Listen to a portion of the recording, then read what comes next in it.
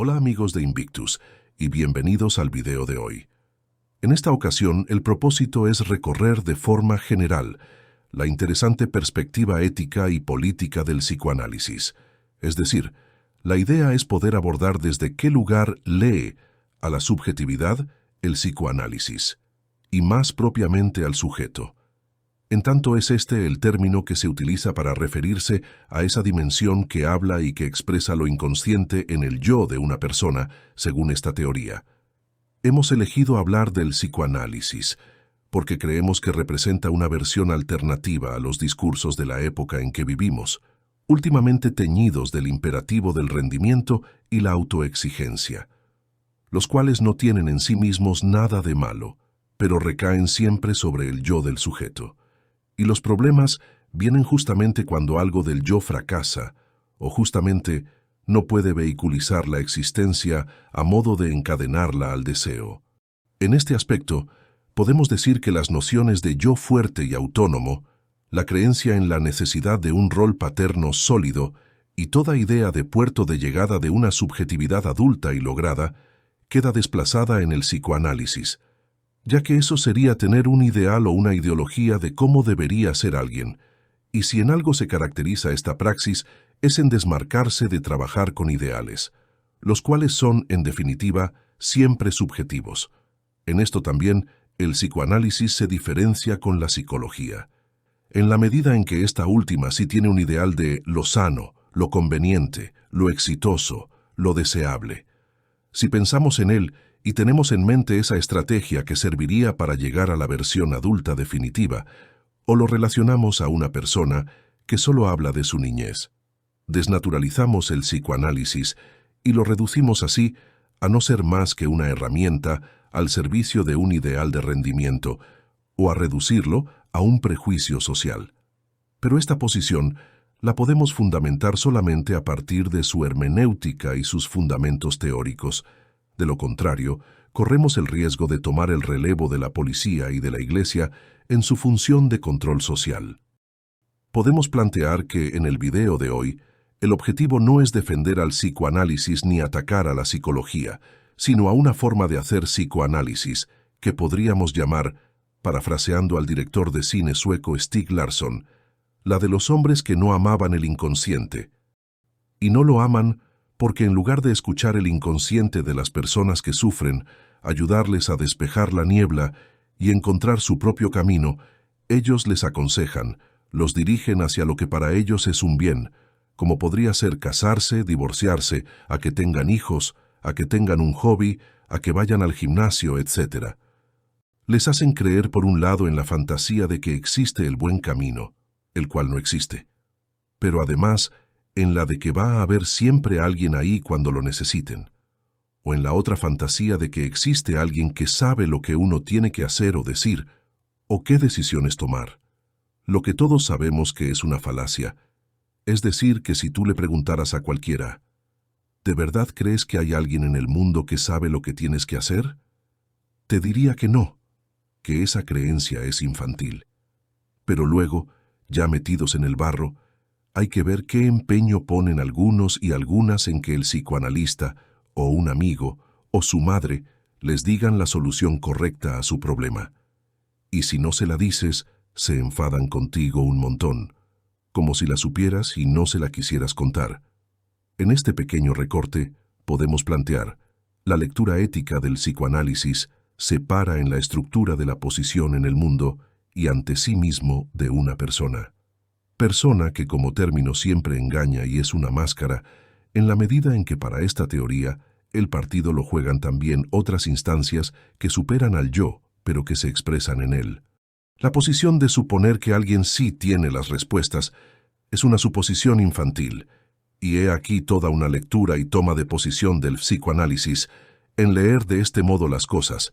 Eso es algo muy propio de la neurosis, dirá, ya que el neurótico es quien vive suponiendo al otro un saber, por decirlo de algún modo, ilimitado. O al menos le supone al otro un saber al que él no tiene acceso. Pero el punto a rescatar es la estructura de todo esto. Esa relación al saber que el neurótico tiene y que sostiene su neurosis. Como sugiere Manoni, Los psicoanalistas no tenemos un nuevo ideal saludable que ofrecer a nuestros analizantes, ni a nuestra familia o amigos. Muy al contrario, pensamos que cada uno ha de encontrar su propio camino para ser lo más feliz que pueda. Los psicoanalistas, en primer lugar, solo estamos ahí para nuestros analizantes, ya que para nuestros familiares somos familia, y para nuestros amigos, amigos.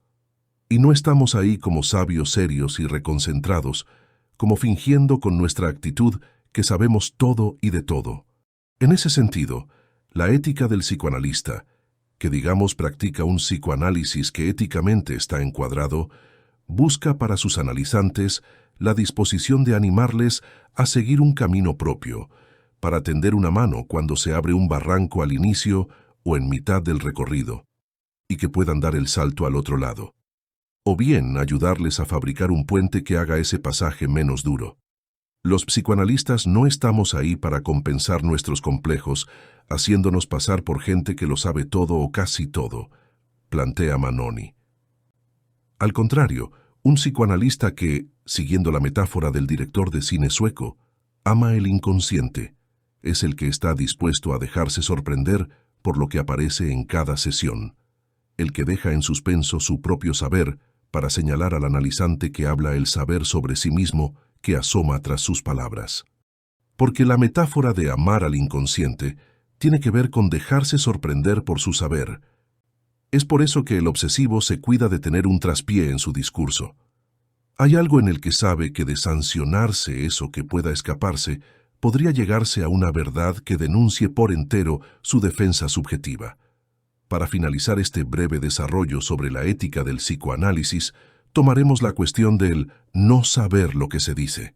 Y es que en psicoanálisis, esa es la posición natural de todo sujeto, y al mismo tiempo, eso es el inconsciente. Cuando un analizante se queja de que nadie lo entiende, en realidad, quien no se entiende es el propio sujeto. Es ese sujeto del inconsciente que se expresa sin encontrar viabilización. Por eso se lo invita al paciente a asociar libremente con la consigna ¿qué quiere decir usted con eso? Lo que el dispositivo analítico busca es que el paciente escuche lo que dice y tome conciencia de lo que realmente quiere expresar. La escucha analítica va acompañada de la interpretación, que en esencia significa: te digo que lo que has expresado es algo diferente de lo que querías decir, y que lo que vale es lo que decimos efectivamente. Desde los albores del psicoanálisis se enseña que el sujeto no sabe completamente lo que dice. Siempre hay un exceso en su expresión. El sujeto no tiene control absoluto sobre su pensamiento, y le cuesta reconocer que él no es el soberano absoluto de su propio ser, que hay un otro dentro de él que lo gobierna. Este otro se revela cada vez que ocurre un acto fallido.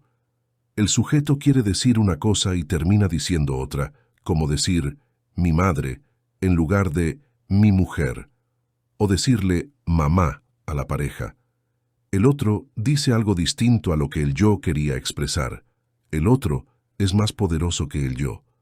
Pero ¿cómo es esto posible?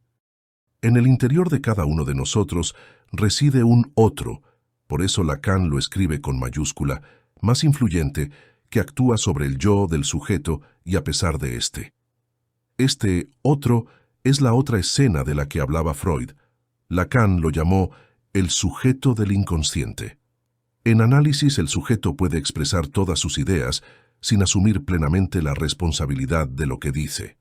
Puede hablar de odios, deseos, temores y pensamientos en los que no se reconoce y que rechaza, tratando de disociarse de ellos.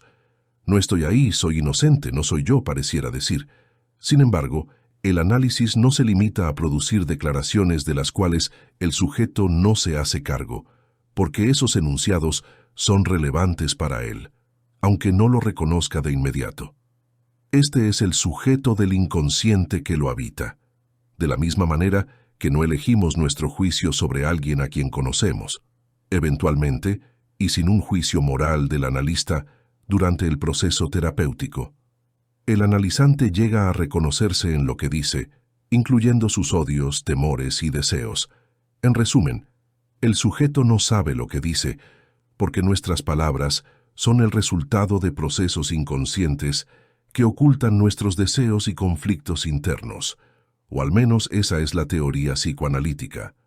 Esto concuerda con la afirmación de Freud de que el sujeto no es el dueño y señor absoluto de su propia casa, es decir, de su psiquismo, lo que constituye una herida narcisista significativa a nuestros yoes modernos, con la ilusión de un control y una potencia absolutos, siempre que no sea nuestro mismo narcisismo el que nos impide oír esta dimensión. A menudo, el sujeto tiende a considerarse como el gobernante consciente de sus pensamientos y percepciones internas, lo que le permitiría tomar decisiones que estén en línea con sus deseos. Sin embargo, esta creencia en psicoanálisis no es tan sencilla. Freud dijo: el hombre no es dueño en su propia casa, y seguramente lo mejor que podría hacer sería ocuparse en conseguir su emancipación de ese señorío extraño. Gracias, amigos de Invictus, por acompañarnos hasta aquí en el video de hoy sobre la ética y la forma de leer la subjetividad del psicoanálisis. No dudes en suscribirte y darle like al video si te ha gustado. Hasta la próxima.